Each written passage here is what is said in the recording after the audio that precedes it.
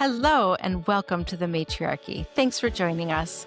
Today we are talking about an organization that is very near and dear to my heart, the PTA. If you had to guess, do you know how old the National Parent-Teacher Association has been around? It's been around for over 125 years. Founded in 1897, National PTA is a powerful voice for all children.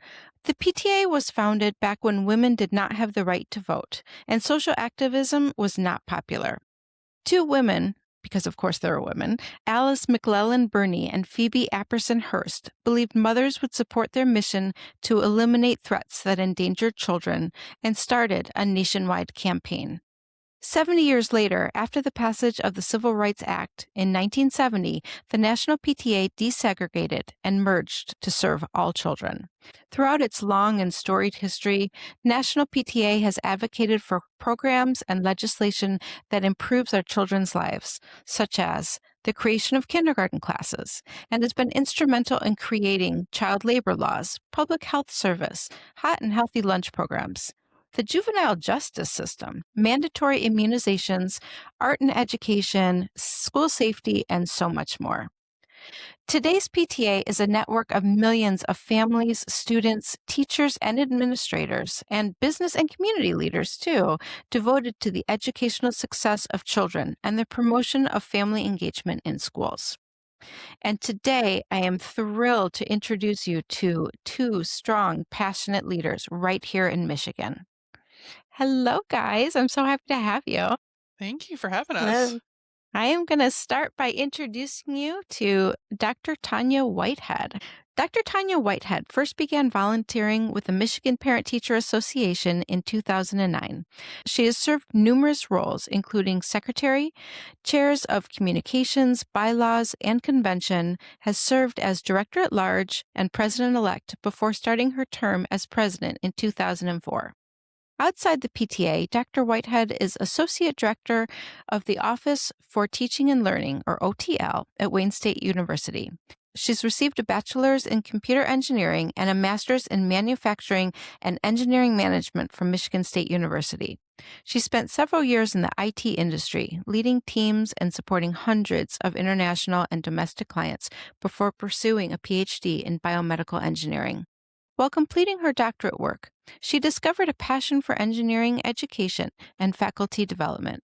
In addition to her role at OTL, she teaches introductory courses in engineering and participates in outreach activities through the college and Tau Beta Pi, the Engineering Honor Society. Welcome, Dr. Whitehead. Thank you for being here. Thank you for having me. It's always weird to listen to somebody read through like the things you've done. Yeah, it's a long resume because you've done a lot of very interesting things in a variety of fields, really. But before we go on, I'd really like to introduce Jenna McMechan. Jenna McMechan serves as Michigan PTA President-elect and Federal Legislative Chair, and has volunteered with the PTA for more than 15 years at various levels. While originally from a more rural area of the Thumb in Michigan, Jenna now lives in the Detroit metro area with her husband Drew and 20-year-old adult child Avery. With a background in elementary education, Jenna has found her way back to the school setting as a behavior supervisor in her local school district. She's passionate about volunteering and as a lifelong learner is someone who's always ready to grow through new experiences. Outside of her work, Jenna loves to spend time at her home with her family and cats, but also loves vacation adventures across the country, especially if the beach is near. She loves to read, crochet, experience art, binge documentaries, and visit museums. Ooh, we're going to have to catch up on some of that.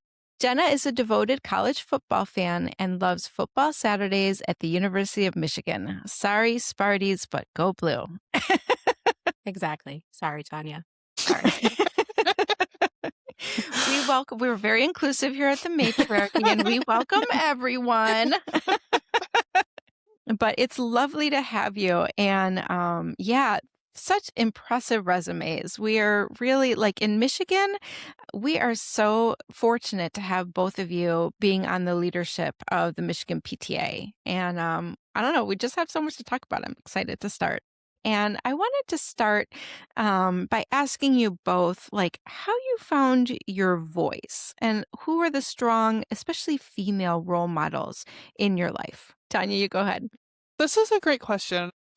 I spent a little bit of time thinking about it, but I think probably one of the biggest impacts on me was my grandmother, who was, if you meet me in person, I'm 6 foot tall. Like, I'm somewhat of a big presence, but my grandma was 4'10", like a very sweet, slight woman. But she ruled the household of my dad and his 3 other brothers and my grandpa very, quietly and peacefully, but was definitely the leader of everything that went on everywhere. And, even, she was born in the 20s, but she had a full-time job while she was raising my dad and my grandpa, or and my uncles. So that was always part of what I saw, was women doing the things that they needed to do to make sure that their families had what they needed. Yeah, well, she sounds like a true matriarch, really, in the truest sense of the word, Very right? She much led her so. family. Yeah. She was also the oldest of 9 kids, so That's interesting. So did you feel that you were able to like use your voice? Like how was that growing up for you, Tanya? So I got to spend a lot of time with my grandma when I was young. My parents both work, so I spent time at my grandma's house, learning from her and my grandpa as well. But she always encouraged me to do, whatever I found interesting. I would be in the garden with them. I would help my grandpa build things. He was a woodworker. So we got to do whatever was most interesting to us. Um, and, she encouraged us to share our thoughts and where we were, um, as we moved forward through our lives. She was always encouraging us to get education and things like that as we moved up too. Yeah, yeah. How about you, Jenna? Can you tell us a little bit about the important women in your life and how you got how you found your voice early, whether it was early on or if it was a bit later? Yeah, that's interesting. I think it was a little bit later on, but oh my gosh, I didn't realize that Tanya and I have just like so much similarity in our backgrounds. It's kind of interesting. Um, but I too grew up very close with my grandma. So it was we had a lot of property. So while I lived next door to my grandma, it was across the creek, up the hill. We had ponds, we had barns. So it was a lot of extra space for me to run around and play in.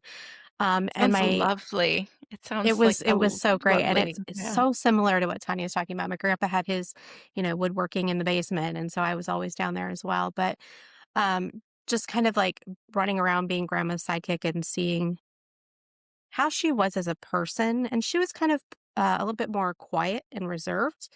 Um, and I think she had a lot of quiet strength that whether I realized it or not at the time, all of the decisions she had to make as she was, as she had 4 young kids, all 4 girls.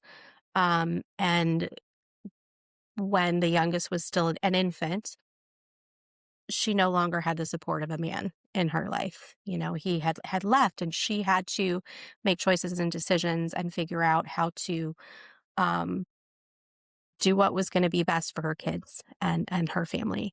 And, some of those things led to great things, some of them not to great things, but I think she because of all of those experiences and I saw that I guess maybe I came to learn that she had that deep well of strength within her, and I think that those experiences, it shaped who my mom was. And then so, growing up very close with my mom, it seems that I was able to pick on those as well. And I think there's a lot of quiet strength there with her as well. And so those are kind of like the women who were the most important in my life.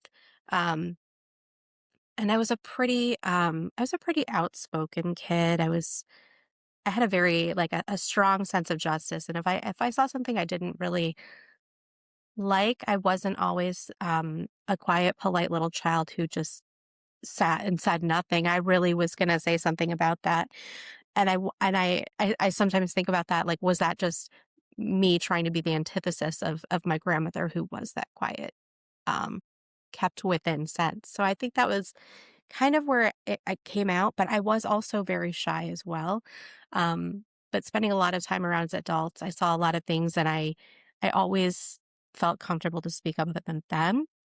Um, Maybe I got a little quieter later in life, but I think I maybe not found, but regained my voice through my activity in PTA and learning Okay. more about what the organization was, is, and what it can do. Well, this is a fantastic lead in. Thank you. Couldn't have scripted it better. But the PTA really has a proud history of advocating for children, for all children. So tell us, I'm going to ask each of you how you got your start in the PTA because Tonya, I know you're the proud mom of fur babies, but don't have school age children yourself. And I can tell you that I've been active in the PTA for a long time, but I most definitely got roped into it. But and that's oftentimes what's like not it. Oh shoot, I'm the last one. I'm holding the shortest straw. But you actively chose this role of being the PTA and not a fringe, like you're the president of the Michigan PTA. So what called you to, devote so much time to this organization? I don't know. I think I was also roped in.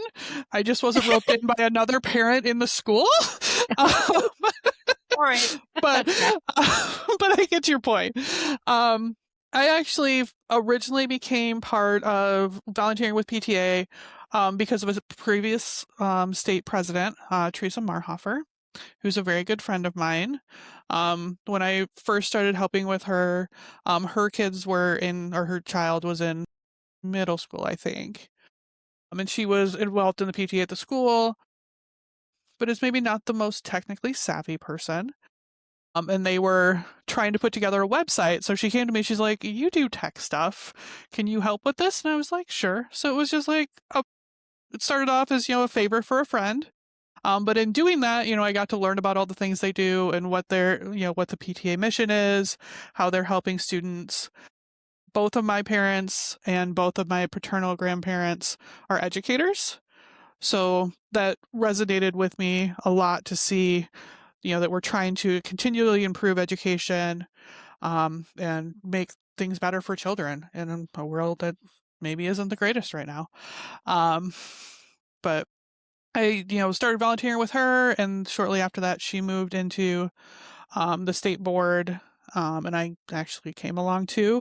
And continued to volunteer at that level for quite a while. Took a little bit of a break and then came back a few years ago and have stepped into the presidential role. How about you, Jenna? I think it's funny, like the roping in. Yep, that happens. I came to PTA maybe what probably many people experience. They just want to get involved in their kids' school and try to figure out, who's who, what's going on, how can I get myself connected and be in the know, get connected with other parents, and then just after that kindergarten year of first discovering PTA. I didn't grow up in a PTA area as a kid, so it was all just brand new to me. I got roped in to be the president of our elementary PTA. Well, So, that's a big one. I think elementary is really hard to be a PTA of, but it was a lot, but it just became my thing, my people. yeah. And it somehow along the way became not just about me figuring out what I can do at my kids' school. I started to learn more about like that bigger picture of PTA, that there is this state PTA that's doing incredible advocacy work for kids, and there's this national PTA that's doing it nationwide. And it just kind of hooked me and kept me in. And I was doing PTA at the local level for many years, and Hmm. I don't know how exactly I became on in the state level. I joined a convention committee because that's like where all the fun is. And Tonya was on that committee, and she was that committee. And it's just so much fun. And just seeing what the power of all of those people can do was just it. That just was it for me. And so what started as very, small focus, just my kid, it's really all my kids, all the kids, that really has become the focus. Yeah, I found the more I put into like these spaces, like the deeper that I got, right? From working in, my kids' elementary school PTA, and then you do a little bit more, you become a committee chair, and then when I found the PTA council, I was like, "Oh my God, these are my people." Like and the work was fun, and I really enjoyed the people that I was working with. Look, I think it's probably fair to say that we were all the ones who did the group project growing up. Yeah. And I do want to get into, the PTA asks and what you're advocating for, what we're advocating for at both the state and the national level. But before we get into that, we're here on the matriarchy and we're talking about the role of women in society. And, typically our system, like our public school system, it serves children who don't vote. And it's predominantly like overwhelmingly women who are teachers, maybe not administrators so much, but also that does tie back to the patriarchy of like, well, you need, earn a little that much more money and whatever. But for a profession that's primarily women dominated and that serves children, it's like not surprising that it's not a moneymaker. We're educating kids, um, but we're not pouring money into doing that. And I do think that unpaid there's a lot of unpaid labor, primarily of women. And I think back to 125 years ago, two women are like, okay, let's call in the moms because we want to protect our babies. It's still not that much different, because that's, and I love that, right? And parents should be involved in their children's education and of course. But this isn't that, right? This is so much more. And I kind of wonder the role of this unpaid labor of women and how this has helped public education. I like for an example, I've been fortunate to be home with my kids for quite a long time. I started like you did, Jenna, when my son was in kindergarten. Oh, okay, what's all this about? Okay, what are we doing? Meeting other people, and over the years, I mean, gosh, I remember one year I became PTA president at the high school. And in one year, we like changed the website. We like changed our membership program. We changed our communication program. It was like around COVID. So we established a mentor program and no one was getting paid for this. So there is a lot of disparity. And I really think that it's the PTA. And now this is the PTA that's organized this on like and can scale this up to a level, but I wonder where education would be without the unpaid labor of women. Discuss. Wow. Wow. I mean, the first thing that comes to my mind is yes, I agree. I mentioned my grandma was employed. She was an educator. She taught English, so she was a teacher because that was one of the careers she could have at that point. Um, and And that's an interesting point Mhm. too. It's typically nurses and teachers, these caretaker roles. I mean, educator, yes, but in large part caretaker that were that was okay for women, Yeah, there was a right? very prescriptive space that women could be in if they needed to be employed in some way.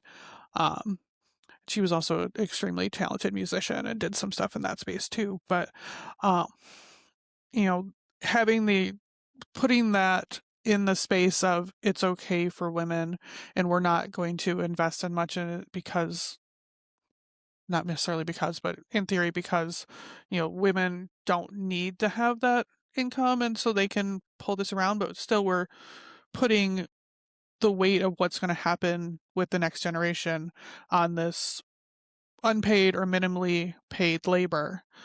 And there's so many community things that happen because we have space for that unpaid labor. But as our world becomes more and more and more productivity focused, I spent a lot of time thinking about this. Sorry. No, I do too. I'm so glad to hear this. A lot of those spaces where community was built, and thinking about other people and making connections with people is going away because everyone has to focus on being productive all of the time. There's no space for that community. And I think that's degrading a lot of things, unfortunately. But to your question of where education would be without some of this unpaid labor, who knows? I mean, we may all be learning from AI by now if there wasn't this space in there. It's hard to say, or still in one-room schoolhouses and trying to figure out where we're going next. What about you, Jenna? What do you think? Yeah. Man, that really makes you think, huh? That's a good one, Kath.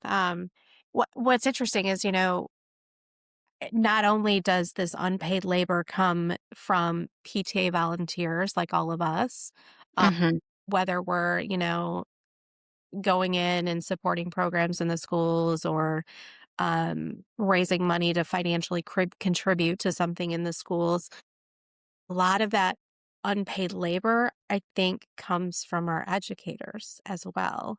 Yes, When you think absolutely. about it, because of course they're earning a paycheck, but there is so much beyond those in the class moments that they're doing, that they're expected to do, that they need to do to really be effective in classrooms. So, with a lot, especially at my level in the elementary, a majority of the, school employees are women. Um, and so while they're paid women who are teachers or support staff, that school would not function if they were not doing more beyond the hours that they are getting paid for. And I think that's just like that really makes me think, your question makes me think about that is we've we've not made educating our children a focus. We're not fully supporting it. Um, and we're expecting more and more, but we're giving less and less. Yes. Um, and so I don't necessarily know what it would look like, what schools would look like, but knowing so many women and so many passionate women in education, Mm-hmm. I am so grateful that those people wouldn't just let it slide and wouldn't just let it go.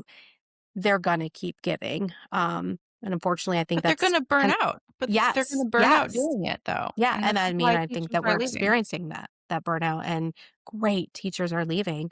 Um, it's not very attractive to go into a career that you have to work outside of work hours and not get paid. So Yeah. that's just, I Or think, have a literal second job, yes, to make ends so meet many do. too. Yep. I do think about this a lot. When I was looking to go back into the workforce, I looked to getting a teaching certificate, or I looked into being a paraeducator. And at the time in my district, paras were getting paid like $11 an hour, and I was like, nope. Like it is not for the amount that I'd get paid. Like it almost has to be a calling. Yes. Hmm. And that it shouldn't be like that. Like, yeah, of course we want people that care about kids to be in these jobs, but we also need to pay them a fair and living wage. And we need to attract people who are educated into these jobs. And it's not enough. It's not enough for the conditions often that you have, because it's not an easy job in the best of circumstances. Kids are hard, parents can be tough. But right now, like, our schools feel a bit under attack and underfunded. Like, it's a whole thing. A huge whole thing. Yes, it is. Yeah. Agree. And I think it's also contributed to Like I'm in Rochester, Michigan, and it's a big district. We have 15,000 students, and we have, I think, 13 elementary schools. Well, in the more affluent areas of our school district, the more affluent elementary schools, the PTA can do a fun run and collect several $1,000s, enough to like, boom. And you've got, to what we were talking about before, you have maybe a well-educated woman who's home with her kids who can do this kind of labor unpaid. And then you can see how the system plays out, because in the less affluent schools, they are on the struggle bus of the PTA of trying to earn enough money. And I think you can see that not in the amount of care that kids are given, because we all love our kids, but maybe in some of the programs and some of the extras. Like, I feel like PTA gives this space, and it can scale so that you give support to have like this breathing room in our public schools. Am I seeing too much into this? Like, what do you think? No, I don't think so at all. And I mean, even beyond just the money that the PTA can make, we know having parents involved, having parents in the schools results in better student outcomes.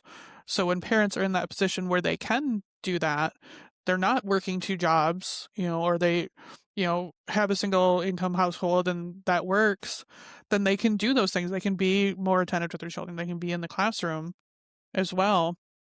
Whereas other districts, that's just not feasible for those parents. And Yeah. unfortunately, their students suffer by no fault of their own. I want to be clear. Yeah. So, having said all this, it's a bit of doom and gloom, but not really, right? Like, we love our PTA, we love our PTA parents, and all that we do for our kids and for our school. But the PTA is special, right? I've moved around, so I've been in PTAs. I don't think I was in a PTO. I think these were all PTAs. And the difference is that, some of the money does go back to the state and then on the federal level, which makes this advocacy possible, right? PTA membership, PTAs across the state are all connected, or across the country are all connected. From your local unit, you mentioned council. A lot of large districts have councils, and then we have the state level, and we're connected to national level.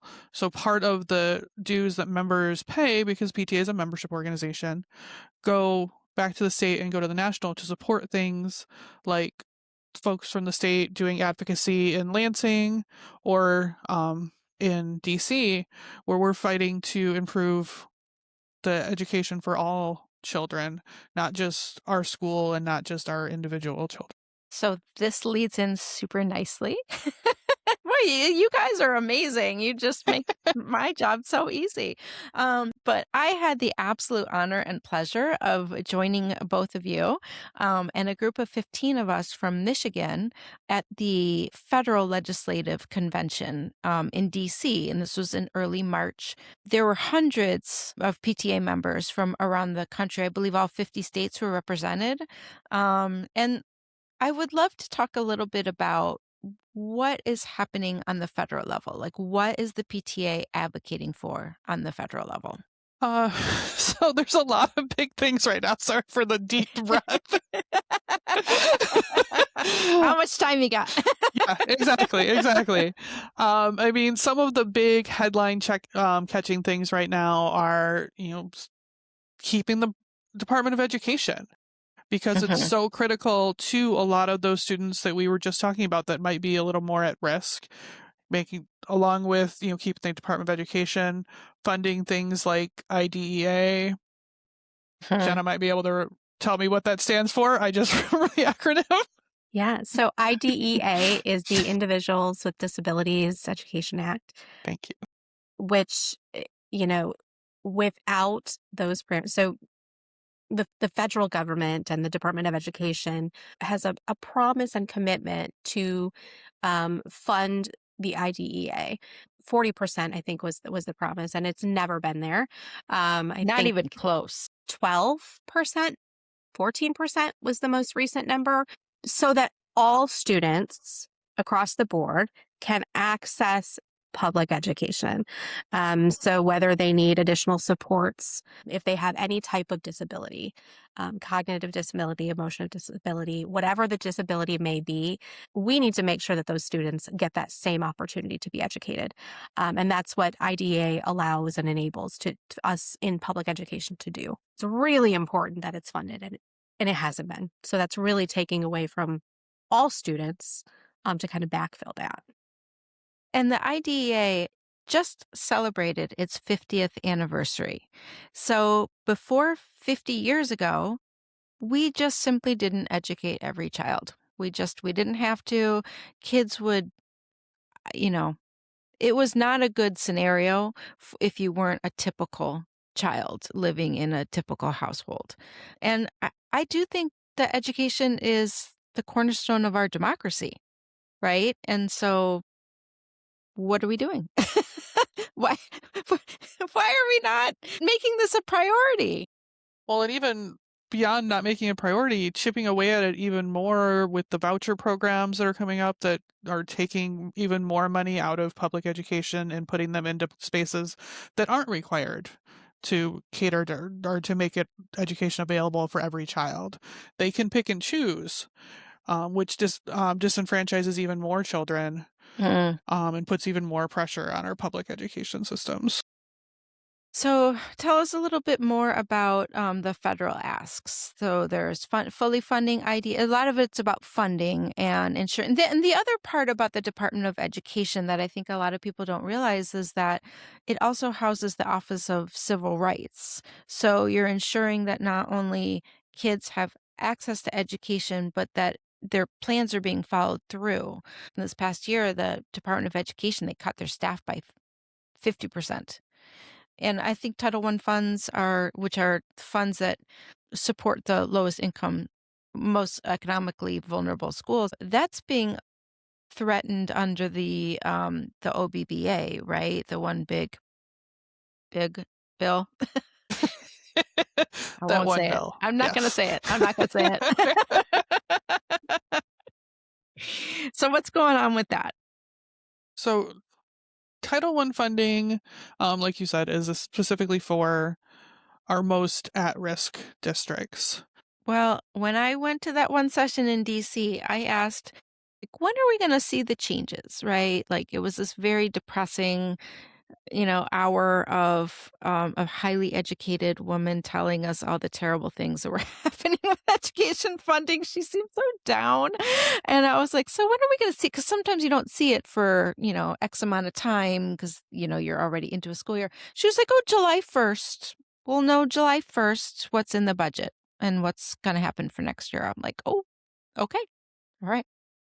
Yeah, I think it's particularly interesting that most of the things that they put in there don't take effect for a couple of years. So it's going to take a minute for us to see those changes. This next school year, we'll get the first bump from changes through the OBBBA. And then many of them don't even take effect until after 2028. So we'll see even bigger changes after the next federal election when it's maybe too late to fix the problem. So some of the other things that we talked about in DC when we met with legislators were protecting immigrant children. What were some of the other things that the PTA is asking for on a federal level? So the three big asks were maintaining the Department of Education, refunding SNAP, so making sure that we have enough money to feed all of our children because hungry children don't learn. Yeah. We know that if your fundamental needs aren't met, you just don't have the capacity to learn at the level that you can. So that Yeah. has a huge detriment on students' outcomes and success as well. And then the third one was to protect sensitive areas, so schools, hospitals, things like that, from immigration enforcement activities. So making sure, again, that our students aren't as worried about getting done with school and not having parents at home. Or there's a lot of students we know across the country who are not going to schools for these reasons because their parents are concerned about, leaving the house to take them to school or Yeah. something happening to them in between. So making sure that children, regardless of their immigration status, regardless of their socioeconomic status, regardless of their individual needs, are getting an education so that our country can continue to be as productive as possible. So everything that the PTA does kind of rolls into that bigger idea. Our motto is every child with one voice, and we really do mean every child. And making sure that we're helping all of them and raising all of the students to be as successful as they can be.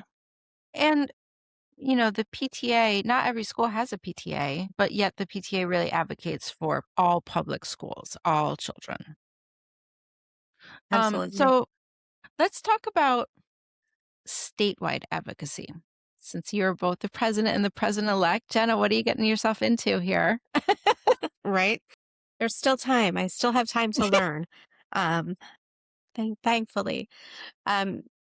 Statewide, so we were just talking about SNAP and things like that. And being in Michigan right now, I don't know if it's lucky, but we are committed to making sure that all of our students are fed in Michigan. That's great, but it's not permanent.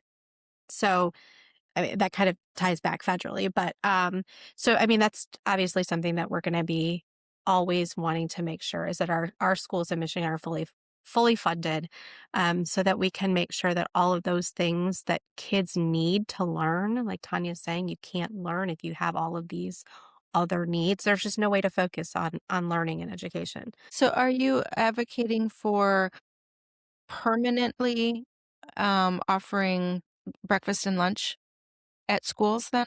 So that students aren't subject to the whims of politics, whether they're going to get a free meal at school. Yeah. So all of those things that are like those contingency plans, we do want to make sure that those are permanent because of, I think, what's kind of the federal instability is going to be making us focus some of our efforts that would normally be federal asks. We got to at least start here and make sure that we are going to be getting what our kids need here in Michigan.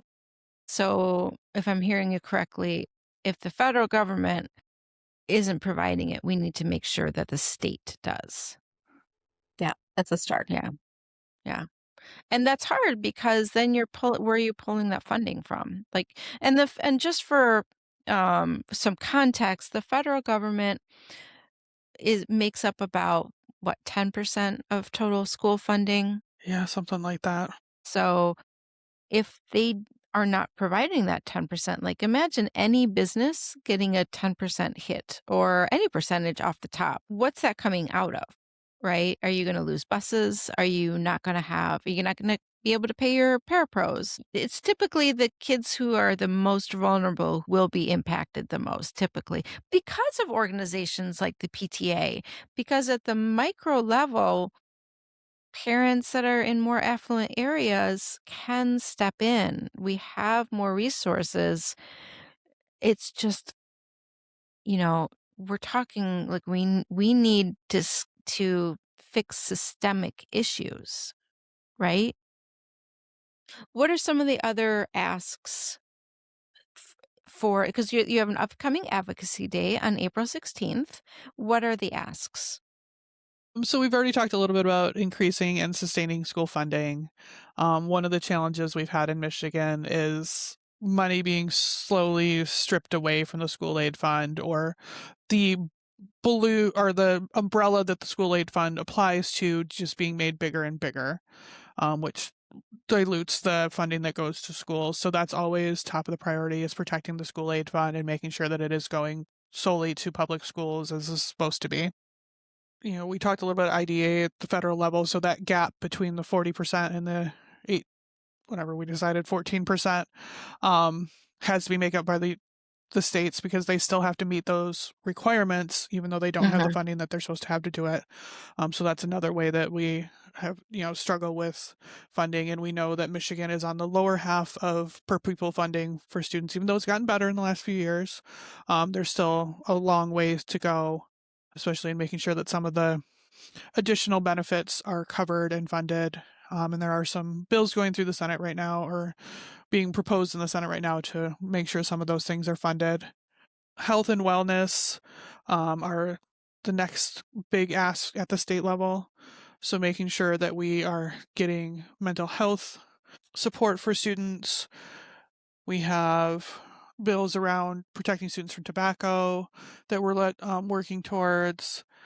And there's a couple other things in that one that I'm forgetting. But The seizure safe schools. yes, thank you.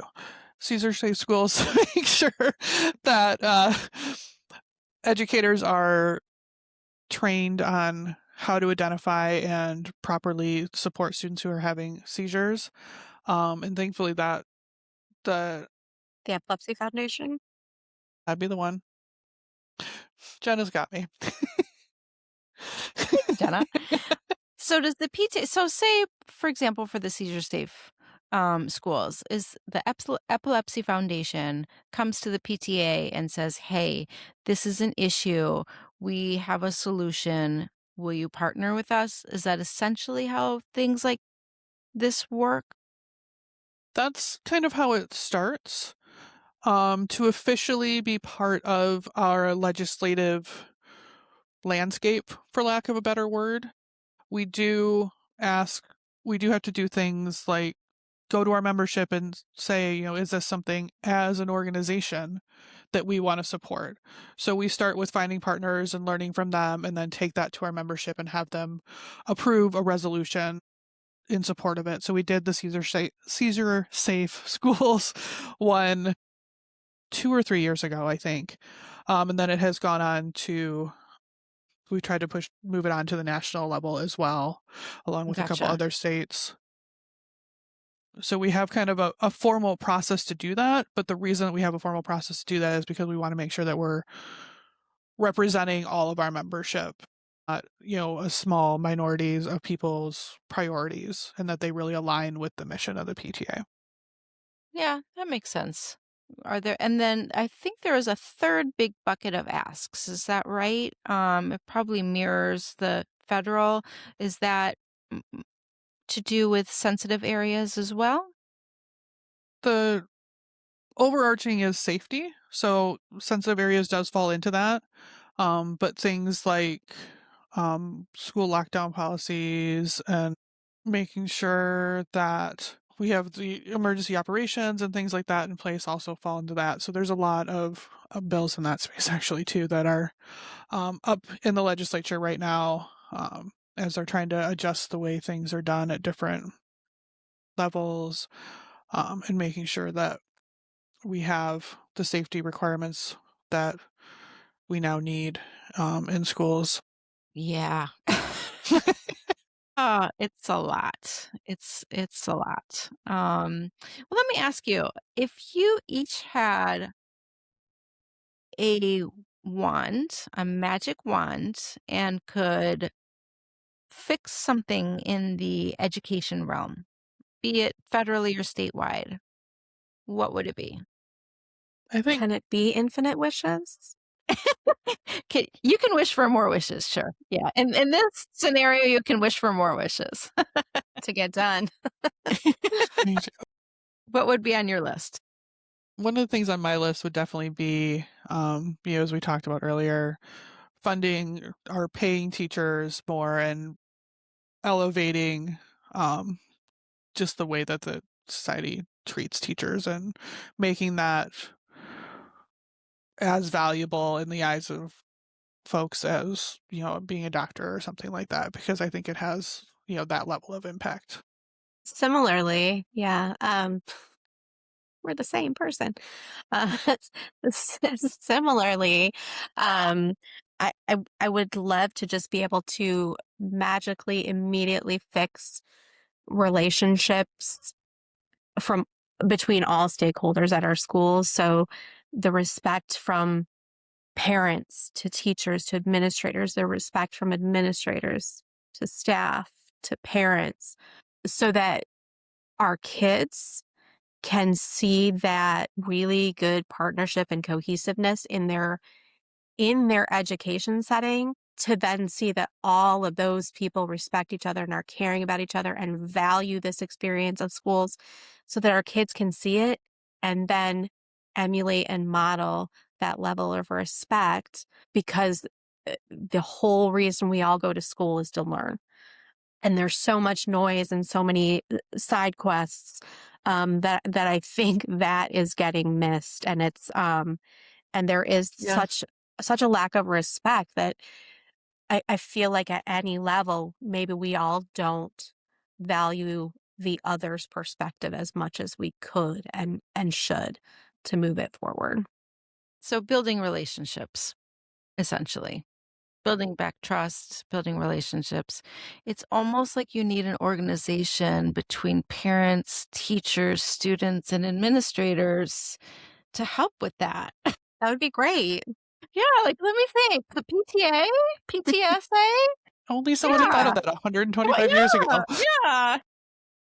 Brand new information. Well, is there anything else that you would like to talk about as like the state of education, or, anything you want to plug that the PTA is doing? Any programs that you find interesting, or the role of Michigan in national PTA as well? Well, before I go down the path that you led us on, You like how I opened the door there? yeah, I do want to just remind folks that PTA is a community organization. We started with talking about I don't have children. I've never had children in public schools. I'm part of the community that cares about education. So if you are part of the community that cares about education, you belong in PTA. It's not just the parents and the teachers in that particular school. It's everyone in that community that school is part of. Or if you just care about children's success in general, PTA is a place for you. And we have statewide PTA. If you don't have a PTA in your area that you can you can join, or you can find one somewhere where a friend has a kid to join, to be part of this voice that's fighting for public education. I think that gets missed too. The community part of PTA, and especially in many areas, especially in rural areas, which we have a lot in Michigan and around the country. Schools tend to be the community, the heart of the community, right? That's where the events, the sports, the after school activities are happening. So thank you, Tonya, for not only what you're doing, but for highlighting how you don't have to have a child in the system to care about the schools and to advocate for them. The education of our kids affects us all. The other thing that we want to highlight is that we're super, super excited that one of our past presidents is up for election to be the president-elect at national this year. Ooh, that's exciting. It is very exciting. So we're hoping to get a good group of people from Michigan to Pittsburgh for the national convention in June, so that we can all vote for our lovely past president, Chetan Berry, who is currently the secretary treasurer at national, and who I personally think will make an excellent president. Would concur. We'll put all this information about when what was it? Sorry, at the convention. What did The you say national it was? convention, yeah, it's in Pittsburgh in June. So Okay, and we'll link that in our show notes on our website at awesome. envisionthematriarchy.com. Thank you. How about you, Jenna? Is there anything else that you want to add? I guess, what is the PTA meant to you personally?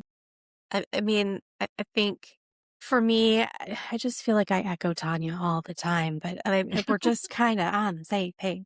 I mean, one of the reasons I agreed to accept a nomination to be the president-elect is because I would be able to work so closely with Chetan and Tonya as past president, as current president, Mhm. because I worked so much with them in the past on the state board through different committees. And I was like, I have a lot of imposter syndrome. And I think that, I mean, so many of us do, I think.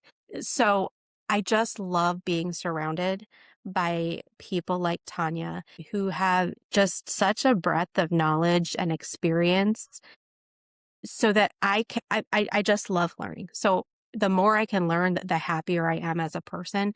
So it's given me such an opportunity to learn new things. And it's related to my passion about caring about kids. When I was in college, I was an education major, and I had a professor say, you have to really think about why you're going to become a teacher because it's not enough to care about kids. I was like, what is he talking about? Like, this is absurd. Like, of course I can care about kids and become a teacher. I did not become a teacher for very long. It lasted a year. But what I think is great about PTA is that it has become my place to be where it is enough for me to care about kids and making sure that they can be successful in every aspect of their lives. So it became the place, and that's what it means to me, is that I have found the place where what I care about is enough and it's fitting to the whole mission. This is my place. And I think what Tonya said is, you don't have to be affiliated with a school. You don't have to have a kid who went to school. If you care about really the future of our country, because these kids are going to become that future. If you care, then you care about what PTA is doing. And you can certainly support those efforts by joining Great Lakes PTA. Yeah. How about you, Tonya? What has the PTA meant to you? So I agree with Jenna. I feel like this is a great space for me. I said I was raised by educators, and then I tried to avoid Mhm. education like the plague and failed miserably. Um, but I want to go back to something that you said earlier, Kath, that you found your people in PTA. Mhm. I sure did. And I think one of the benefits that I have taken away from PTA, in addition to feeling like I'm making a difference, is a bunch of lifelong friends that I would not have met otherwise. Like, there was no reason I would have met Jenna had it not been for being in the PTA, or you for that matter, probably. Um, so there's a bunch of people that are really, really critical to my life, and I would definitely put into the list of the women who have influenced me Mhm. and made a huge difference in my life. And I want to go back to, before I ask you like our final signature question, I want to go back to something that Jenna said about imposter syndrome. Um, I'm sure men experience this, but the level to which women seem to experience this is just, it feels higher. I remember my brother, I was applying for some job or something, and he was like, "Kath, you can do this." I'm like, "I know, but I don't know if I can do blah, and I don't have this experience." And he's like, "Oh my God, just apply for it. You'll be fine." And I think that's, and I respect my brother a lot, right? But I just think that was indicative of like, trust yourself because you can do this. And I think that the PTA for me has really honed leadership skills in a very like supportive way that I feel like, well, I'm also giving back to my community, but I've gotten so much from it myself. If I can add to that, Kath, like I Please. sometimes think about it. I feel like there was a me before PTA Mm, and a me after PTA. And I truly, it just sounds so silly, but I truly feel like I am a different person and a better person because I found my way to this group of people, mm, and this organization. I fundamentally think it has changed. Maybe not change. No, maybe not changed who I am. Made me become more of who I am. mm-mm. Um, Maybe revealed yes, who you are. yes. And it allowed me to learn skills I maybe didn't have the opportunity to learn before, or see things about myself that I did not recognize that were there. Um, and so it just truly has made me more and better, I think. What more could you ask for? Not a You lot. know, women supporting women. And on that note, I would like to ask both of you, what does the matriarchy mean to you? Sure, for sure. Um, For me, I think the matriarchy is a network. Um, and I think that sometimes when I think about things, I think about the contrast of it. So the matriarchy versus the patriarchy. Um, and what I think um, the matriarchy is within that network. It's all about women sharing skills. I don't Mm, even think it's about sharing power. I think it's about sharing knowledge. And so being available to each other, um, finding common ground and finding differences, and then all growing with and through that together in that network is what the matriarchy is to me. That's that's pretty great. good. Yeah. That's pretty good. Thanks. How about you, Tanya? What does matriarchy mean to you? So I think the biggest thing the matriarchy means to me is something that fights back against all the messages that women get that lead to imposter syndrome or feeling like you can't do something like that. It gives us that foundation and space around us that fights against all the other messaging that happens and gives us the support and foundation and roots Mhm. that we need to be successful. Well, I thank you both for being here. I feel like I've just got to know you both just that little bit more from that trip to DC, which was so fun. It was. And So you're my fun. people now. So you're going to come to Pittsburgh with us too, right? Yeah. I'll have to look into that. I'll be there on April 16th in Lansing, though, Good. We're excited to see you. advocating Yeah. for, yeah, yeah. One year I took 5 students. It's always a joy to take kids to something like that because they can meet their representatives and you see that they're just people. And so, what an opportunity. I do encourage anyone to go to your PTA legislative convention, wherever you are, grab some students. I mean, hopefully, the students, right? Like, don't grab random kids. We do We not just advocate for talked about that. security and safety. I know we are talking about security and safety. But empowering students, because I really think that when they see um, how it's just people making laws and creating policy, and that we can have an influence on that. Like, oh, there's no greater sense of empowerment, I think. And I think the PTA for, helping shape my experience as well. So, well, thank you so much for being here. I really appreciate it. Thank you for having Thanks, us. Kath. We loved it. Thank you. Wow, that was nice. That was a bit of a reunion with two newer friends that I made. I've gotten to know Tanya over the past couple years because of my involvement through my local PTA and state PTA, and really got to know Jenna a bit more when I went to DC with the federal legislative convention. And what a great experience. I have to say, for me personally, if I look back, I really can credit PTA with helping me in my leadership um, abilities and giving me the confidence and the encouragement um, to, when there's something that I wanted to advocate for, to help me do that. And I'm going to call out a friend, Barb Brill. Barb Brill, if you're listening, she was PTA council president at the time, and our high school PTA didn't have a president, and I was heavily advocating for school start times. As you know, this is my pet issue. And Barb said, "Well, Kathy, why don't you be, PTA president?" I was like, "Ah, no, I can't do that." And she was like, "Why not?" And I was like, "I don't know." And she was like, "You can do that, and I'll be here. I'll be here to help you." Um, and um, and I was working very closely with my friend Jane, and we were both doing a lot of work anyway. I really appreciate these women, Barb and Jane, and all the women that I've met throughout the years through the PTA, to not only help our children, but to give support to other women. Now, it's not only women. There's definitely been some really impactful, really helpful men who have been in the PTA.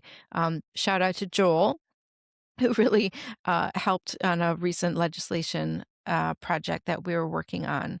But I really have to give a lot of credit to the PTA, and which functions really a lot like a matriarchy, centering children, empowering those around us, really standing up for a lot of people who can't, who don't have the capacity to use their own voice. It's really hard to volunteer in the PTA when you're holding down a couple jobs just to make ends meet. And we see you, and we advocate for all children. So, with that being said, I appreciate your time. I'm very grateful to Tonya and Jenna for being here with us, and welcome to the matriarchy and welcome to our community. Thank you.